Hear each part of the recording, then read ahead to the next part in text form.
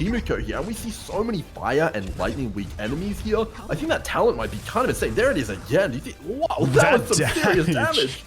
Dude, what is this thing built on? That is more than my single target damage deals. That old. Hey guys, Mr. Pokey here, back with another video.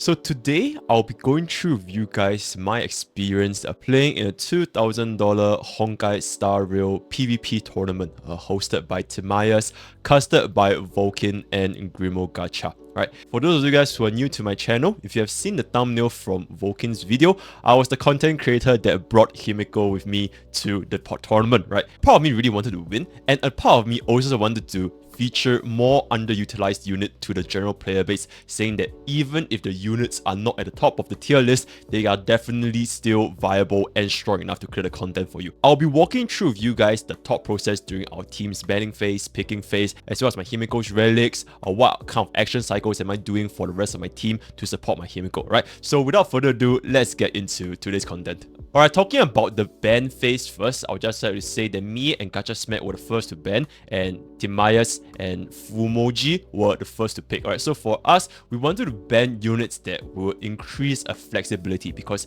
each time we were to pick a unit, the opponent team cannot pick the same unit, except for Kafka and Luca, which were the rate up units, right? So because of this, me and Gacha Smack decided to ban Silver Wolf, because Silver Wolf is, like I said in my tier list as well, she's a unit that allows a player to have the most flexibility when it comes to team compositions, right? So banning Silver Wolf, we really wanted to restrict the amount of units that my enemy team can use, and then for their team, they went with the idea of banning both healers. They wanted to ban Natasha, and then they're gonna ban Bailu so that they can first pick Luocha, right? So that was the entire game plan, to essentially starve me and Gacha Smack of a healer ourselves. So I already knew the moment that they banned Natasha, I was like, okay, they're definitely gonna ban Bailu, and then they're gonna pick Luocha, right? Because there's no other way that why they would first ban Natasha, right? So for the Light Cone ban, we went with Sileys in the Night Light Cone, because we don't want to see Siley in play, as well as any other potential Hun characters that they might use, because I know for my team, I'm not going to be using any Hun characters, and Gacha Smack is not going to be using any Hun characters as well, right? And then for their team, they decided to ban Planetary Rendezvous, which is also a very universal Light Cone. Essentially, any support that's the same element, such as Yukong with Welt, Tingyun with Kafka, Asta with any, like for example Himeko, they will be able to make use of this, but since they have banned it, it definitely reduces the DPS by a pretty large margin. And keep in mind, this is applied to both teams, right? This is not just applied to a single team. So at the end of the day, we do want to make content that is going to be enjoyable for you guys to watch as well. And then for our last ban, we decided to ban Su Sang or Shu Sheng, because we wanted to reduce the enemy's physical coverage for the second half. But frankly speaking, our last ban, we really didn't know what to ban, because we know that they're definitely banning Bailu, right? Because they're going to be first picking Luocha. So I just decided to ban, you know what, I don't use Su Sang, and Gacha Smack doesn't use Shu Sheng, so we just decided to ban Shu Sheng. And can we just say how cute Shu Sheng is in this dancing video? Alright, and then for their last ban is gonna be Bailu, which is definitely for sure because they wanted to first pick Luocha, right? And they don't want to leave us with any healers on our side. Our end goal right now for me and Gacha Smack was to create one team that can essentially bust through one floor without any healers, right? And as you guys have seen from the video, that is gonna be my team, right? Fast forward, they decided to pick Luocha because they wanted to secure the Luocha, and that's their whole game plan when it comes to their banning decisions. And then for my team, we decided, okay, we definitely need the last final good sustain, which is gonna be Japart. Okay, and at this moment, I just want to point out, why did we decide to pick Tingyun instead of, for example, like Bronya? That's because in the PvP, team building is very restrictive, right? We still don't really know what's gonna be our main DPS, and at this point, I do know for a fact that Tingyun can synergize with Kafka perfectly, right? So as of this moment when we're doing the ban and pick, I was intending to run Kafka myself and pairing up Kafka with Tingyun. So that's why we decided to go with Tingyun, since Kafka was a free pick for both players. Whereas for Bronya, although Bronya is also really good, but I just felt that Tingyun was a more universal choice. Tingyun's skills are really good for players that want to have a very fast clear, right? Because of the energy, attack buff, as well as being skill point positive. So that's why we decided to pick Tingyun over Bronya here. Alright, then fast forward, the team decided to pick Asta, which was really surprising because I thought that they would go for Bronya instead. But since they decided to pick Asta, then of course, me and Gacha Smack decided to swoop up Bronya, right? So at this point, we were feeling pretty confident with our team, because even though we don't have any healers, I myself, at least, I'm pretty confident with me clearing one side of MOC without any healers, right? I've done this repeatedly throughout all my streams, so I wasn't that concerned as long as Gachasmet could clear his side with Japart, right? So we picked Bronya, right? No questions there. And then from here, they decided to pick Pella, which was the remaining best supporter in our sense, right? Because we already picked out some of the best supporters right now, and still Wolf is banned. So Pella is definitely going to be a natural pick. In this kind of banning and picking phase, supporters place a higher priority than DPS, because with the supports you have in your team, you can essentially make any DPS work. Then after picking Pella, we decided to pick Sampo, because in my mind I was thinking that Sampo with the DOT bar from MOC is going to deal a lot of damage, right? Considering that he can also be paired very well with Kafka, so we decided to pick Sampo for our team. Then going on to their team, they decided to pick Blade. Why did we not pick Blade? And why did we pick Sampo instead? That is because even if we were to pick Blade for our team, right, and run Blade at the second half, he has to be paired up with Japart, right? And as you guys know, Japart with Blade is, let's just say, not really that optimal, because number one, Japart and Blade has clashing taunt values, right? Japart is going to draw more aggression from Blade, so Blade really does not pair that well with Japart in that department. And secondly, Japart's shield affects Blade's HP drain capabilities, right? You want Blade to be healed a lot. You want more heals than shields on Blade. So in my mind, we believe that Blade wouldn't have been as synergistic as Japart, especially when we consider that we are going to be running Sampo and Kafka, right? So that's why we decided to pick Sampo over Blade in this scenario. But of course, some of you guys might say, okay, but Blade pairs so good with Luocha that maybe we should have just picked Blade just to prevent them from having the Blade and Luocha combination. And back then, we didn't really take that into consideration, but that could have definitely been a pick that we would have explored, right? Alright, then moving forward, we decided to pick Yukong, because at this point we were deciding,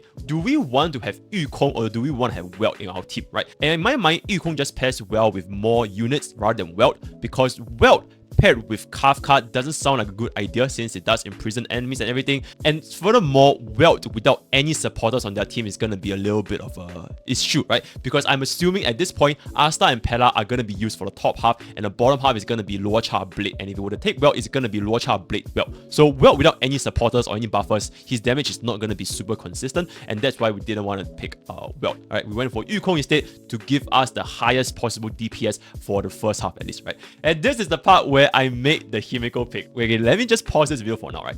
The reason why I wanted to pick Himeko at this situation specifically, because remember guys, Luca and Kafka, they are free, right? Both units are free, so this was effectively my team's final pick, right? It was either between Himeko or Jingyuan, right? Now, in my mind, I was thinking, okay, Jingyuan is probably gonna be doing way more damage and I guess a lot more consistent when it comes to the team clearing, right? So that was in my mind. But on the other hand, as a content creator, I also wanted to make a PvP match that will make the viewers go, oh my god, right? And I think by this point, plenty of viewers would have seen a Jingyuan clear on MOC, especially with Tingyun, with Bronya and all this kind of stuff, right? So I don't think this is a very fresh idea, but I really wanted to bring Himeko in because I don't think a lot of players really even know how strong Himeko can be with the right setup, right? Maybe one other content creator I would recommend you guys check out is Dreamy, right? Dreamy does a lot of zero cycle MOC clears, especially with erudition units, right? And he recently just posted a one with Himeko, right? But yeah, I really wanted to use Himeko purely just for the content factor. And then for their teams, I guess kind of like a final pick, they decided to pick Fire Trailblazer. I was expecting them to pick Luca and Kafka as well, same as my team, but they actually went for Jingyuan and Kafka, right? So that was a little bit of a curveball there. I didn't expect them to not use Luca, especially given how great DOT is. So this was the whole thought process behind the banning and picking phase for my team, or at least for myself, right? This is my own thought process. Now I'm gonna be walking you guys through the actual run itself, right? The run that I actually recorded and submitted for the PvP, so you guys can just see over here. I'll also be featuring my relics and light coins, which I believe it wasn't featured on the original video. Before we even get into this, I spent a lot of time trying to speed tune for the team. Speed tuning for phase 1 was absolutely crucial, at least for myself, because I didn't have any healers. So my team had to be fast enough to outspeed these reavers, right? They are really high speed. They're actually, I believe, almost 150 speed. So my Tingyun and Bronya had to be faster than them. If they're not faster than them, then I'm definitely gonna get hit. And the reaver does damage to 2 different targets, right? So it's gonna deal a lot of damage to my team, and that is something that I had to prevent. So this was my thought process behind the team building. As you guys can see here, my Ting Yun is just super tanky, 4k HP. The attack is 2.2, and my webcam is blocking here a little bit, but I'm essentially using Bronya's Light Cone with Ting Yun, alright? Then her speed is going to be 149, as well as the fact that she's running energy regeneration rope, right? I really needed Ting Yun to be at this speed, or at least even higher, but unfortunately, my gears can only take me so far. I need her to be fast while being tanky at the same time, because if I ever die, we only get one retry for this PvP, right? That's why I couldn't lift things up to chance. We couldn't just keep grinding for the perfect RNG and just find a clear, right? So it doesn't work that way. We only had one retry, so my Ting Yun had to be tanky enough while being fast enough. So this is the best that I've got for my Ting Yun. And looking at look over here, it's going to be on Bronya's Light Cone. And these are tracers, 11, 11, level 10, because this is going to be an Eidolon 6 Ting Yun, right? This is going to be Eidolon 6. And then for the sets, I'm just basically running broken sets, right? For me, the only thing that matters for my supports is the inner 2-piece, right? I want the inner 2-piece to be either Q or Fleetless to buff my Himeko's damage. The outside, the external 2-piece, it doesn't really matter that much as long as I had enough stats to make sure that Ting Yun is fast enough as well as tanky enough, right? So that's my team building process for Ting Yun. And then for here, you can see it's Eidolon 6, so that's that. And then my Bronya is gonna be at 3.2k HP with 1.6k defense and 150 speed. So this Bronya is really fast, as well as being really tanky, right? Because 1.6k defense is gonna make her extremely tanky. At expense of course, you guys can see my crit damage is super low. But like I said, right, we couldn't lift things up to RNG. Like if Decaying Shadows just like destroyed at one shot somebody, then the run is gonna be pretty much over, right? So I can't leave things to chance. I had to drop down the crit damage and drop down the rest of the stats just to make her a little bit buffer. But keep in mind, because of the fact that we can't reset a lot of times, right? If you guys want to get an even better clear with Himeko, you can definitely do so with like a more offensive gear, albeit you probably have to reset more runs, right? So yeah, this was my Bronya. She was also running her signature Light Cone, right? I have two Bronya signature Light Cone. That's just how great Bronya signature Light Cone is, right? Unfortunately, I didn't really have enough materials to level her ultimate up any further, but this is that. And as you can see over here, my set is actually gonna be Q plus 4p speed. I just so happen to have a 4p speed here, so I decided, you know what? I'm just gonna step this onto my Bronya, right? But like I said, the outer 4-piece is not as important as the inner 2-piece, because I really need the Himeko to get as much damage as possible, right? And my Bronya is very luckily at Eidolon 2, right? So this is gonna be a really good Bronya, and this is also kind of why speed tuning for my team is absolutely essential, because Bronya's E2 gives my Himeko 30% speed, right? So my Himeko, ideally, I want her to be not too slow to the point where after Bronya's E2, she's still slower than Bronya, right? After Bronya's E2, I needed my Himeko to be faster than Bronya, right? So right now, my Himeko could be slower, right? Bronya goes before Himeko. But after my Bronya scales Himeko, Himeko needs to be at the speed where she is faster than Bronya in the follow team. So it'll become Himeko, Bronya, Himeko, right? So there's a little bit of a speed tuning issue that I've had to face as well. And this is gonna be my Yukong. Essentially, this Yukong is basically not doing anything, right? The only purpose my Yukong had was to be there to generate skill points, was there to be tanky. She's just not doing any damage, right? Her damage is super low, and I just completely forsake every single DPS capabilities just for the speed and skill point management, right? And as you guys can see over here from my Light Cone, I actually decided to use Blade's Light Cone on Yukong because I just wanted as much stats as possible. I wanted to give her as much HP as possible, as much defense as possible, and so all those stuff, right? I don't have Dance leveled, right? At this point, when I was recording this, right, my Dance was still at level 1 as Superimposition 2, so I just decided, you know what, I'm not gonna use Dance. But if I had Dance, I'll probably give Dance to my Ting Yun, and I'll give Yukong another Bronya's signature Light Cone, right? But I digress.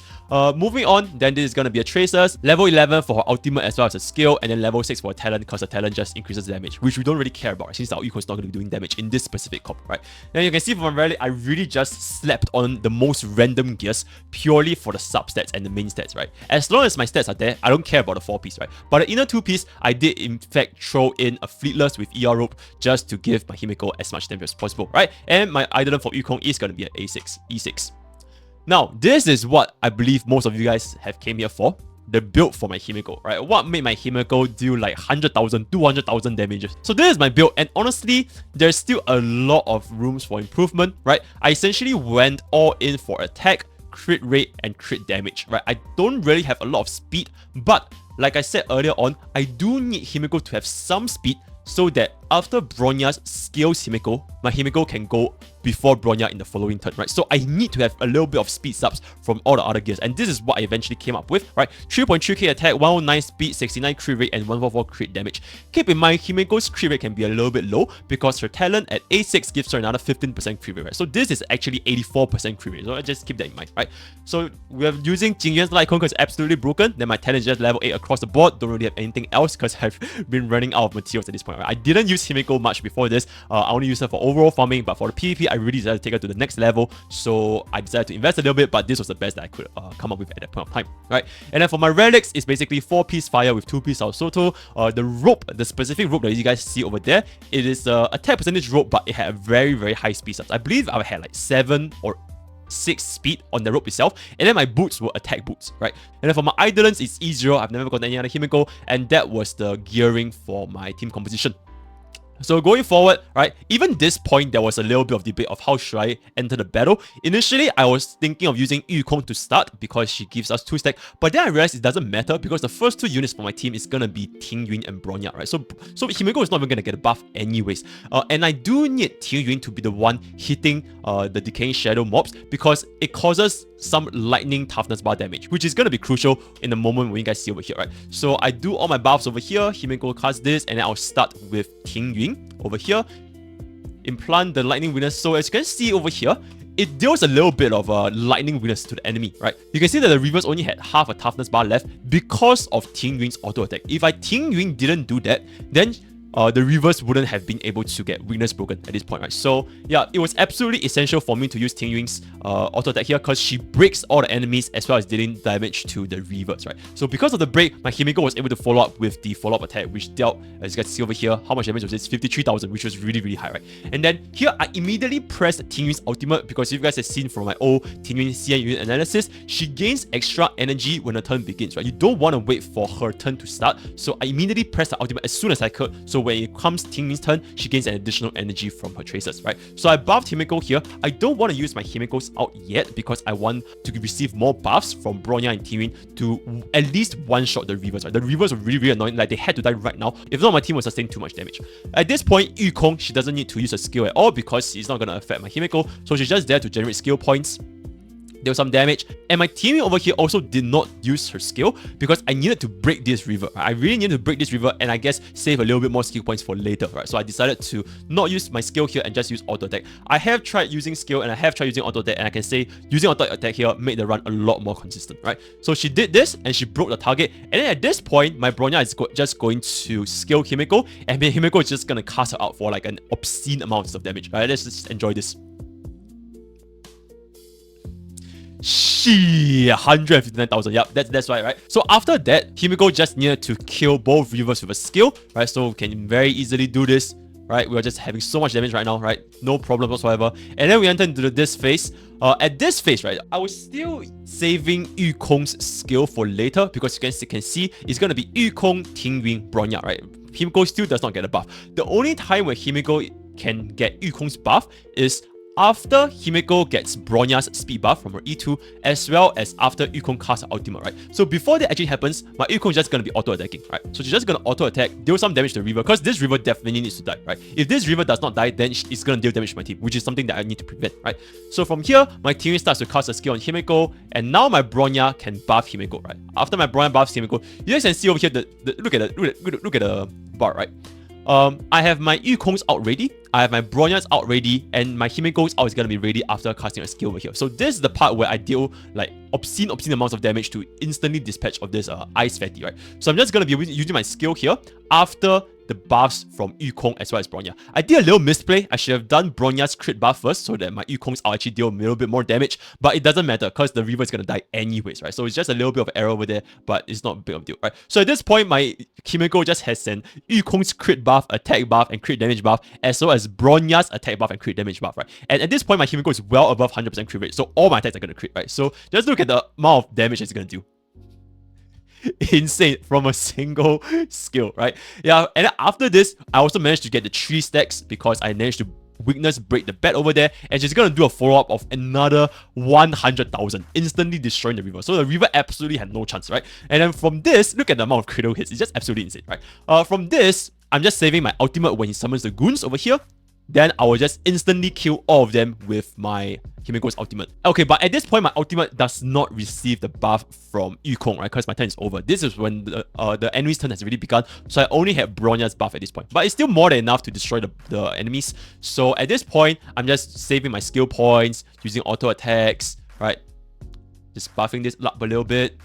Still using auto attacks on Yukong because I believe that the boss is gonna die here. I was just cooking a little bit as to whether should I use my attack here, but basically I didn't, right? Yeah, but it's fine, right? So I'm just gonna do this, and then my Bronya ultimately decides to use her skill on Himeko because I was thinking, should I use my Himeko out here and kill him, or should I save skill points and let Bronya kill him? Let me know what you guys think in the comments. Should I have used my skill points here, or should I have not used my skill point here, right? But ultimately I decided to do it, right? So we entered the fight into Decaying Shadow with only 3 skill points, but I did manage to save my out over here, right? So at this point, I have this, and I cast my out. At this point I didn't cast my out, sorry. Yeah, I wanted to get more attack buffs first, so Yukong is gonna buff for an 80% attack buff, I believe, so that this is gonna greatly increase the damage of my out. Unfortunately, it didn't even crit, so my out did like Pepega damage, and then she decided to just, okay, you know what, forget it, I'm just gonna go for it, go ahead and use my skill and do as much as possible. And at this point, I do want to point out, it is really, really unfortunate that my Bronya got imprisoned here, because if my Bronya didn't get imprisoned, she should be fast enough to buff Himeko with another E, right? If that was the case, then my ultimate as well as my skill would do way more damage. So it's a little bit unfortunate that my Bronya had to be crowd control in this situation. But it's fine, it is what it is, right? It's just part of the fun, part of the game, part of the RNG, right? So at this point, I ran out of stacks, so my teammate had to use a skill over here.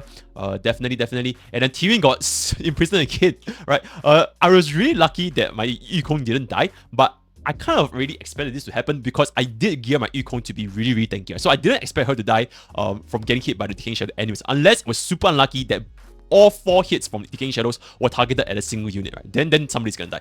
And yeah, unfortunately, I just feel that this run, I really got cucked by the RNG of getting imprisoned, Bronya getting imprisoned, teammate getting imprisoned, as well as later on, you guys will see later, even my Himeko got imprisoned. I feel that if I didn't get imprisoned this run, I might actually be able to snag a 1-turn clear, but it is what it is, right? So we just move on. So I recovered from imprison. I essentially ran out of skill points, so I had to auto attack here. I had no other choice to do anything else. So I'm just gonna go ahead and do this. They're gonna start charging up their Binding of the Golden Age. Then at this point, my Yukong, I didn't want to use my out right now, because if I were to use my out right now, it's not gonna buff Himeko. Look at the top of the chart, guys. It's gonna be Bronya into Himeko, right? So I couldn't use my out now, and I had to just use my auto attack here. And unfortunately, like I said, if only Bronya didn't get crowd control, then Yukong here, if I used my Yukong's ultimate here, Himeko will be next in line, right? And it's gonna be dealing way more damage. But it is what it is. It's just part of the RNG. I just have to deal with it, right? So at this point, I'm still using my auto attack here because my Himeko is coming up next. I needed to save a little bit more skill points. So that's exactly what I did, following that up with Yukong's ultimate, and then my Himeko just decided to do her thing, right? So Yukong is going to cast her ultimate here, then Himeko is going to do her skill, right? Nothing too crazy over here. Just going in. Quite a decent chunk of damage, and then my Ting Yun recover from imprison, so she's just gonna come here and break as much toughness bar damage as possible for my Himeko to break target, right? Remember guys, my Himeko needs to break, because if my Himeko doesn't break, then she's not gonna trigger up her follow attack. So I had to use my Ting Yun's attack on the other dude over there to deal more toughness bar damage, right? So that's that. Then my Yukong, I essentially used my skill, because it's gonna be Bronya's turn, and Bronya is gonna buff Himeko to go up, right? So Himeko is able to obtain the 80% attack buff from Yukong over here, right? In hindsight, I probably should have saved Yukong's ultimate at this point, because it can sync up with my weakness break as well as my follow-up. I might have been able to push out for a little bit more damage, honestly, but nobody's the best, right? I definitely made some mistakes here and there, so this is one of the mistakes I believe that could also save me another run, but unfortunately I didn't, right? So imagine if this 68,000 damage had Yukong's ultimate crit damage buff, it probably would have been 100,000 and just dealt way more instead. But yeah, definitely a misplay on my part. Then I decided to do a follow-up. So this was another 57,000, right? So this was 68,000 plus 57,000 damage, which is roughly around 120k, right? Imagine if this 120k was able to obtain the benefit from Yukong's ultimate buff, which increases our crit damage. Yeah, but a little bit of a regret over here, but it's okay, right? It is what it is. Life moves on. And here I was really unfortunate. I guess I was a little bit lucky that Yukong didn't straight up die, but I was also super unlucky that it decided to hit Himeko, right? Himeko getting hit here was absolutely down bad for us, because I couldn't use my ultimate in time, and I couldn't use my follow-up attack in time, right? So that was really, really bad. And at this point, my team Yun is gonna go here and break the target, but because my Himeko is in prison, she's not able to use her follow-up attack here, right? Super, super bad. You guys can see, my Himeko is at 3 out of 3, but because I'm in prison, I'm not able to do the follow-up, which is really, really bad for us, right? Then at this point, we're pretty much guaranteed a run, right? We're definitely gonna be able to clear here, so my Yukong is just gonna auto-attack, and then my Bronya is just gonna cleanse Himeko at this point, and then my Himeko is just gonna do her ultimate into follow-up, and then my team is just gonna finish the thing off, right? So that essentially is the run, right? Don't really need to move about, right? Clear, and just battle over. And we had 2 cycles, right? So this was basically a 2-cycle clear.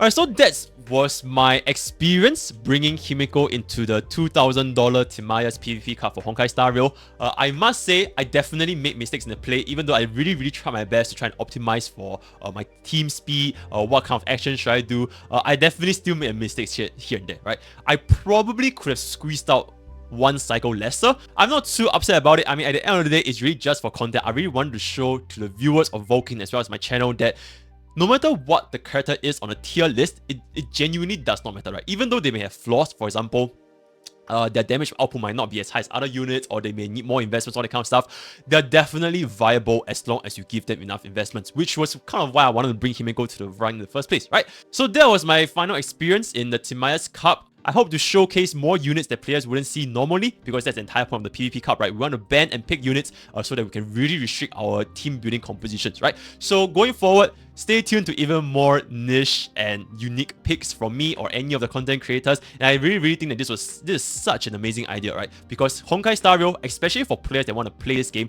like a main game, having a community PvP based challenge really, really brings out a lot of competitive elements as well as being fun on top of whatever we have in Honkai Star Rail. Which, let's be honest, there is not much content to do after Teambuilding Universe and the events and everything. So with that, we have come to the end of today's content, and I'll see you guys next time. Take care.